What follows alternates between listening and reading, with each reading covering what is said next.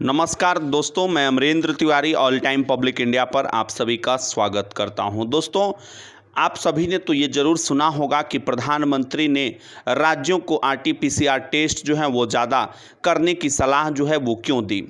आज इस वीडियो के माध्यम से पूरी बात हम आपको बताएंगे किस तरीके से कोरोना का दूसरा लहर जो है ये एक घातक रूप ले चुका है, जहां संक्रमण के केसेस में लगातार बढ़ोतरी हो रही है। 1 लाख से ज़्यादा संक्रमण के केसेस का मिलना और वहीं पर केंद्र और राज्यों के बीच वैक्सीन को लेकर बयानबाजियां, इन सब चीज़ों से क्या ये लड़ाई आने वाले दिनों में और मुश्किल हो जाएगी। और सबसे इम्पोर्टेंट चीज़ है कि झारखंड में प्रति 10 लाख आबादी पर टेस्टिंग का जो प्रतिशत है वो अपने आप में चौंकाने वाला है। दोस्तों, हम शुरुआत करते हैं 70% आरटीपीसीआर जांच जो है वो करना आखिर क्यों जरूरी है। तो देखिए, शुरुआती तौर पे जब केसेस संक्रमण के कम मिल रहे थे, पिछले दिनों की बात करें तो वहाँ पर भी 50 से 60 के बीच जो है आरटीपीसीआर जांच हो रही थी। लेकिन अब इस हाल में जब संक्रमण के केसेस जो हैं ज़्यादा बढ़े हैं, तब भी चौंकाने वाली बात है दोस्तों। तब भी पूरे देश का अगर औसत देखें तो इसी के थोड़ा सा इससे ज़्यादा है। यानी कि कहीं ना कहीं आरटीपीसीआर जांच को 70% तक ले जाने की बात जो केंद्र की एजेंसियां कर रही है, उसमें कोई बड़ा कारण छिपा हुआ। अब देखिए क्या है, मान लीजिए कि किसी में कोरोना के लक्षण हैं तो शुरुआती तौर पे उनकी एंटीजन टेस्ट किट से जांच कराई जाएगी।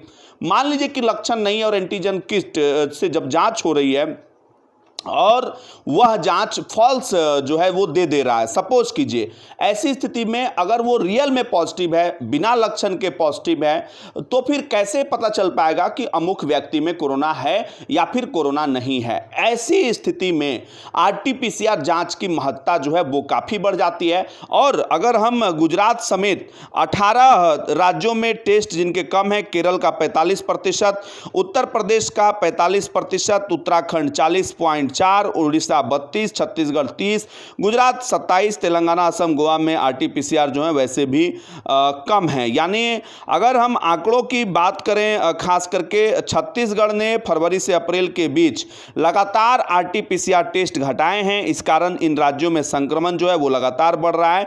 और यह पता चला है कि खास करके महाराष्ट्र, पंजाब, गुजरात, छत्तीसगढ़, होता है ना, जब भी कोई चीज़ होता है तो उसका एनालिसिस होता है। एनालिसिस में ये बात निकलकर सामने आ रही है कि इन राज्यों ने आरटीपीसीआर जांच में कमी की थी और परिणाम जो है वो सामने है।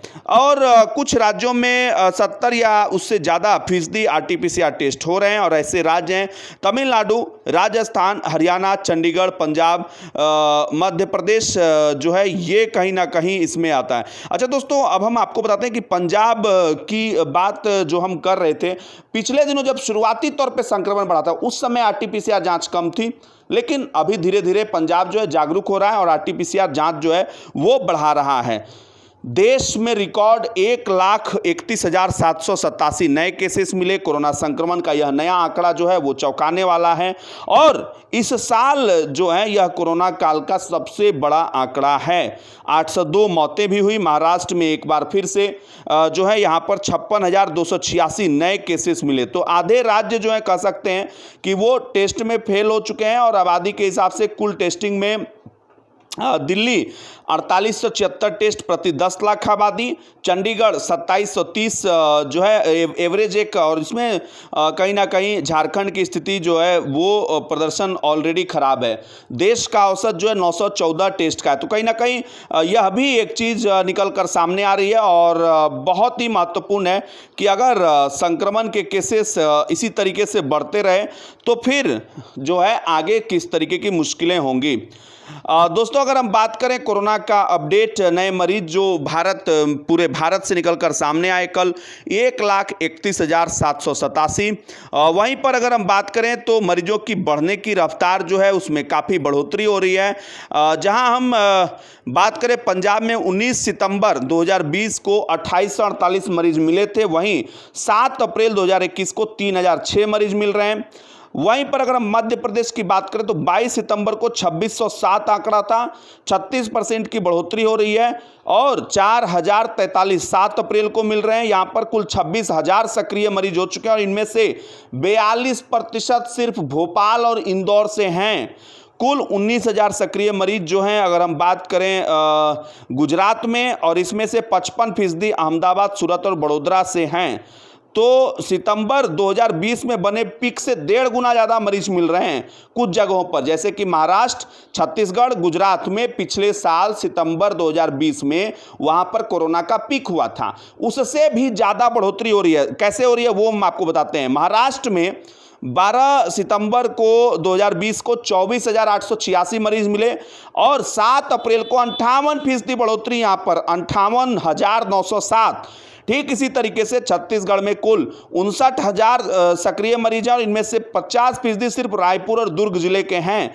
और अगर हम यहाँ पर 18 सितंबर की बात करें, छत्तीसगढ़ में 3809 मरीज मिले थे, और अभी की बात करें तो यहाँ पर 7 अप्रैल को 10,310 मरीज मिले हैं। वहीं गुजरात में हम बात करें, पीक कंपेयर जब पीक पे था 1 दिसंबर 2020 को 1607 मरीज, और आज जो है 7 अप्रैल को अगर तुलना करें तो 3575 यहाँ की रिपोर्ट है। यानी कि ये कहीं ना कहीं सीधे तौर पे एक चुनौती है। 5 राज्यों में अगर पिछला पीक छूट गया है, जो कि ज़्यादातर संक्रमण के कैरियर बने हुए हैं, तो फिर स्थिति जो है आपको खुद पता चल जाएगी। दोस्तों, ऐसे समय में अब प्रश्न उठ रहा है कि संक्रमण के दर में जो बढ़ोतरी हो रही है, उससे आने वाले दिनों में इसकी लड़ाई जो है वो किस तरीके की होगी। कोरोना की लड़ाई आखिर क्यों सरकार कह रही है कि RT-PCR जांच जो है वो बेहद जरूरी है। इसको हमने आसान भाषा में आपको समझाने का प्रयास किया कि एंटीजन किट का जो जांच होता है वो कभी कभी गलत भी बताता है। ऐसी स्थिति में RT-PCR जांच जो लक्षण वाले मरीज हैं उनको तो कराना बेहद ही जरूरी है, और बिना लक्षण वाले मरीजों में जिसे संदेह है तो उनको एंटीजन किट कराया तो उसको जरूर कराना चाहिए। और इसी को सरकार कर रही है कि 70% तक इसे ले जाना बेहद ही अनिवार्य है ऐसे समय में। अब दोस्तों, ये चीज़ आप समझ लीजिए। और दूसरी जो महत्वपूर्ण चीज़ जो मैं आपको बताना चाहता हूँ कि आखिर क्या कारण है कि जो है सरकार ने जिस तरीके से मुख्यमंत्रियों के साथ संवाद किया, तो सरकार ने स्पष्टता के साथ कहा कि अभी हमें छोटे कंटेनमेंट जोन बनाए जाने की ज़रूरत है। माइक्रो स्तर पर जो है कंटेनमेंट जोन जहाँ से केस निकल रहे हैं, जैसे कि मान लीजिए कि कोई बिल्डिंग हो, वहाँ से संक्रमण के केसेस ज़्यादा निकल कर आ रहे हैं। मान लीजिए कोई बाजार का एरिया हो, वहाँ से संक्रमण के केसेस ज़्यादा निकल आ रहे हैं, तो वहां पर माइक्रो कंटेनमेंट जोन बनाकर उस पर फोकस करने की जरूरत है। और टेस्टिंग, ट्रैकिंग और ट्रेसिंग, ये 3 मंत्र जो है एक तरीके से प्रधानमंत्री मोदी ने राज्यों के साथ, मुख्यमंत्रियों के साथ जब संवाद किया, साफ है केंद्र सरकार नहीं चाहती है कि पिछले साल के जो हालात थे वो हालात फिर से उभर कर सामने आए, लेकिन संक्रमण में तो आ चुका है। ठीक है, तो यहाँ पर जो है संक्रमण में आ चुका है, इसमें कहीं कोई संदेह नहीं है। और आगे क्या होगा इस पर हमारी पूरी निगाह ऑल टाइम पब्लिक इंडिया की बनी रहेगी। दोस्तों, कोरोना की वैक्सीन प्रोग्राम जो है ये चल रही है। आपको जब बहुत सारी जगहों से ये सुनने को मिल रहा हो कि वैक्सीन खत्म हो गया, तो धीरे धीरे जो है स्टॉक को सही किया जा रहा है, और झारखंड में भी नई खेप जो है कोविशील्ड और कोवैक्सीन की आ गई है। तो एक खुशखबरी आपके लिए भी। बहुत बहुत शुक्रिया। फिर लौटेंगे कुछ नए अपडेट के साथ। तब तक के लिए नमस्कार। जय हिंद, जय भारत, जोहार झारखंड, जय झारखंड।